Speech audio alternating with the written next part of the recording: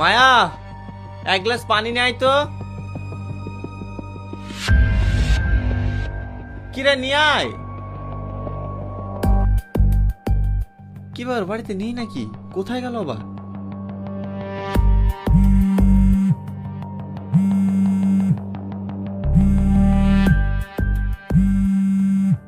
বস? হ্যাঁ বস। তোর জন্য একটা সারপ্রাইজ আছে, ভিডিওটা দেখ।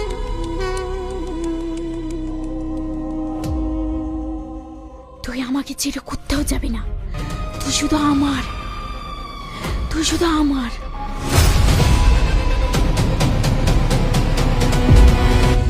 কি ব্যাপার, তুই এখানে?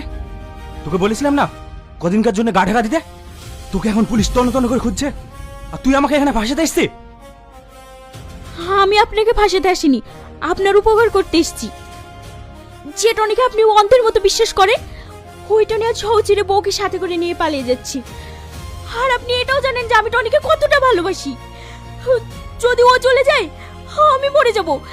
যেভাবে হোক ওকে আটকান।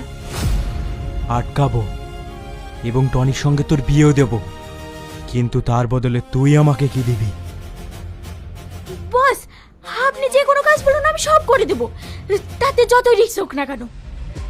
টনিকে পেতে হলে তোকে একটা ছোট্ট কাজ করতে হবে।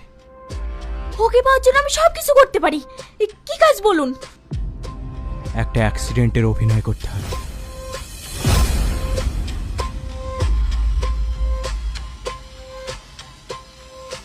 দারুণ আইডিয়া, কিন্তু এর জন্য না ডাক্তারের সাহায্য লাগবে। ইয়েস।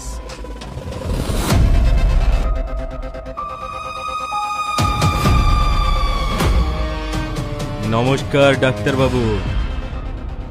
কে আপনি? অসময় আমার বাড়িতে? কি বলেন, ডাক্তারের কাছে আসতে আবার সময় অসময় লাগে নাকি? সে নয় ঠিক আছে, কিন্তু কি ব্যাপার বলুন তো? আরে বলবো বলার জন্যই তো এসছি। ডাক্তার বাবু, এই মেয়েটা না খুব অসহায়, এর জন্য একটা ছোট্ট কাজ করতে হবে। কি কাজ করতে হবে?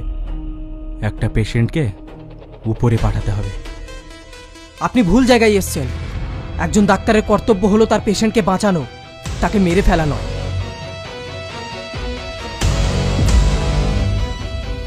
আর মাফিয়ার কাজ জানো, যে তার কথা